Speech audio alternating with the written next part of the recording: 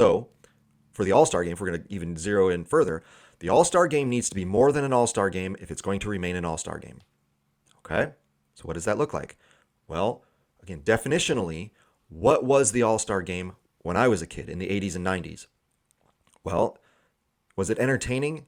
Yeah.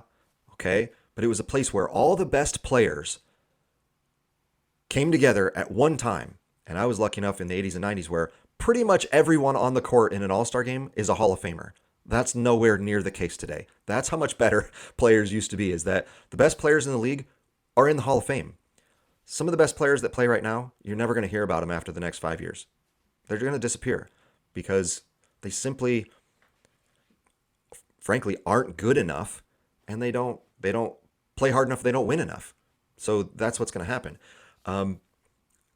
So what was it? Well, it was the best players all coming together. You got to see guys who didn't play against each other on a regular basis have to go at it once in a while. You got guys who were, real rivals during the season have to play together as teammates. That was pretty fun.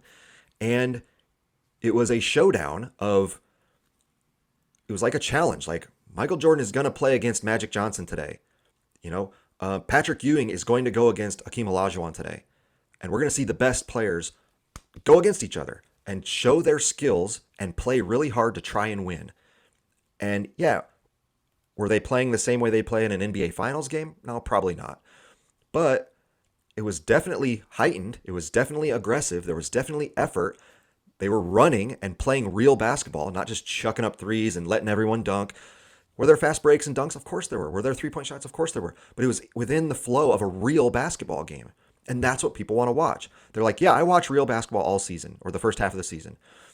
And that's great because I love basketball and I love seeing these guys compete. But the All-Star game is a chance to watch regular basketball, but to see the best players all at the same time. What a treat that is.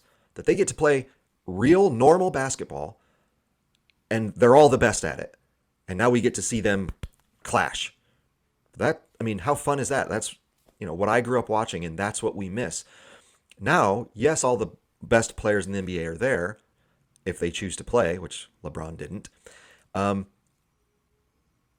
Yet they're not actually playing against each other. And so we're like, yeah, it's cool seeing all these guys on the court at the same time, but if you're not playing real basketball, what are we doing here? What's the point of this? That you all just showed up on a purple court as an event? Okay, well, why do I need to stick around for 2.5 hours for that?